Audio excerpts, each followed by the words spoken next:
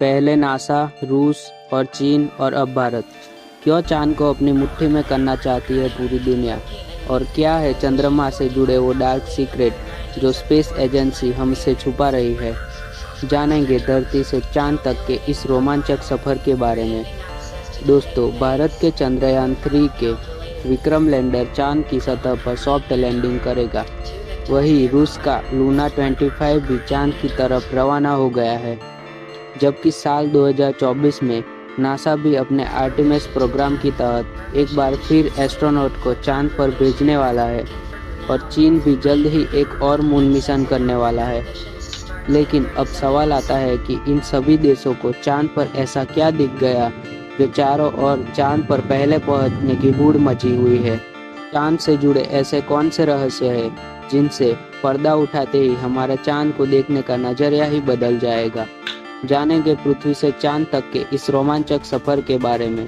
तो जल्दी से अपनी कुर्सी की पेटी बांध लीजिए और पूरा वीडियो जरूर देखिए।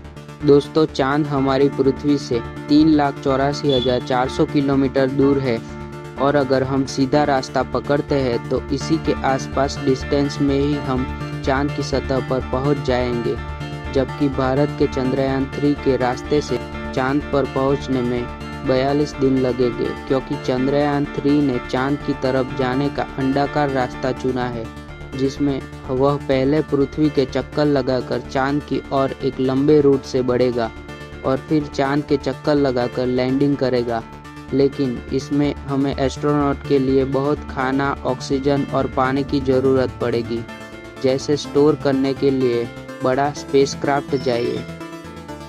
और इस रास्ते से जाने पर 30 लाख किलोमीटर की दूरी तय करके हमें काफ़ी थकान भी हो जाएगी और इस रास्ते से हमें चांद पर पहुंचने में 4 से 5 दिन। जब भी स्टाफ कैलेंडर आपको चांद पर उतार देगा तो बाहर आने के लिए आपको सबसे पहले अपना स्पेस सूट पहनना होगा, क्योंकि चांद पर काफ़ी पतला वातावरण है और इसमें ऑक्सीजन मौजूद नहीं है।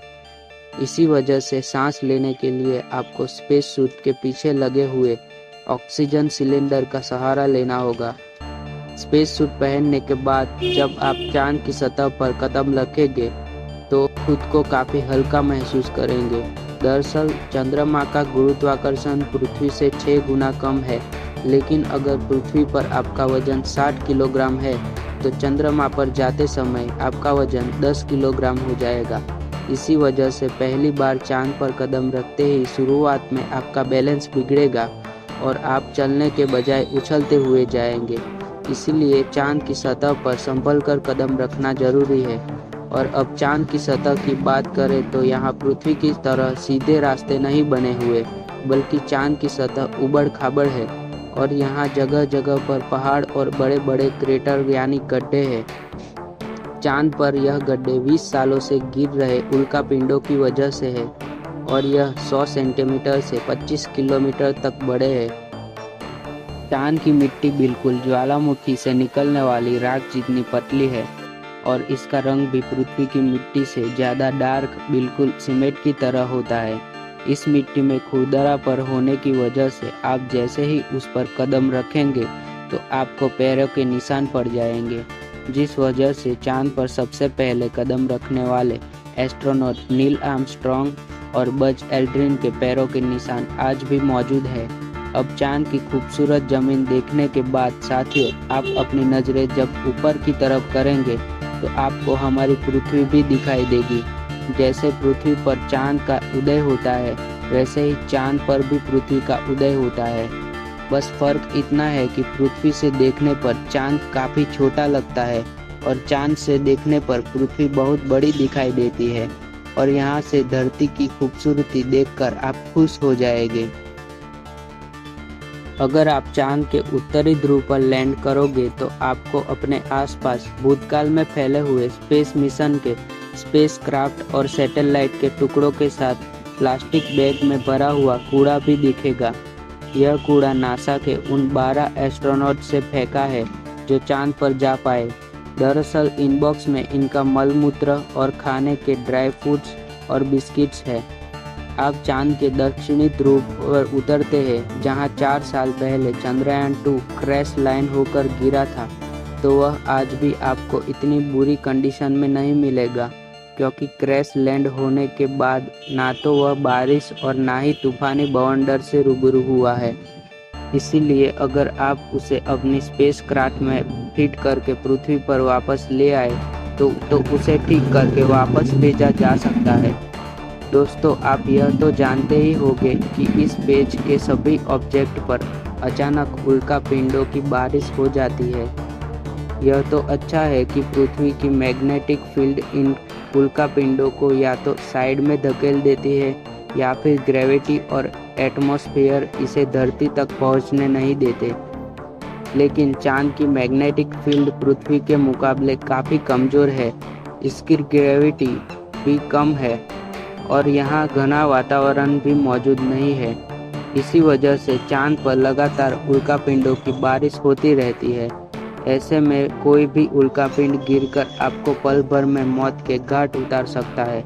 इसलिए आपको उल्कापिंडों पर नज़र लगाए रखनी चाहिए।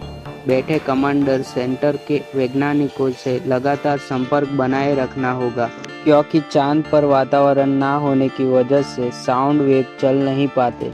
यानी कि अगर आप अपने साथी को कुछ बोलोगे तो वह आपके होठ हिलते हुए तो देखेगा, लेकिन आपकी आवाज़ नहीं सुन पाएगा। इतना ही नहीं, चांद पर आपको अपनी आवाज़ तक नहीं सुनाई देगी। एस्ट्रोनॉट चांद पर एक स्पेस सूट पहनते जिस नाइट्रोजन और ऑक्सीजन की मदद के कृत्रिम वायुमंडल बनाया जाता है। साथ ही इन्हें एक माइक्रोफोन वाली हेडफोन पहनाई जाती है, जिसके जरिए यह अपने साथी और कमांड सेंटर की आवाज़ सुन सके और जवाब भी दे सके। अब दोस्तों, चांद पर अपने काम को पूरा करके जब आप सोने जाएंगे तो सुबह आपको सूरज की रोशनी नींद से नहीं जगाएगी, क्योंकि चांद को अपनी धरी पर घूमने में 28 दिन लगते हैं, जिस वजह से चंद्रमा पर एक दिन 14 दिन का होता है और 14 दिन की रात होती है। यानी कि वहाँ का एक दिन पृथ्वी के 28 दिन के बराबर होता है। हम चांद का सिर्फ एक हिस्सा आज तक देखे, और अगर आप चांद के पिछले हिस्से के अंधेरे वाले इलाके पर पहुँच गए तो आपके साथ काफ़ी खौफनाक चीज़ें हो सकती है। बता दें कि चांद पर कई सालों से शोध कर रहे कुछ वैज्ञानिकों का यह भी कहना है कि भूतकाल में वहाँ कोई एलियन सभ्यता बसी थी। चंद्रयान-1 ने चांद की सतह पर वाटर आइको और हाइड्रोप्लस के रूप में पानी की खोज की है, जो इंसानों के जीवन के लिए काफ़ी है।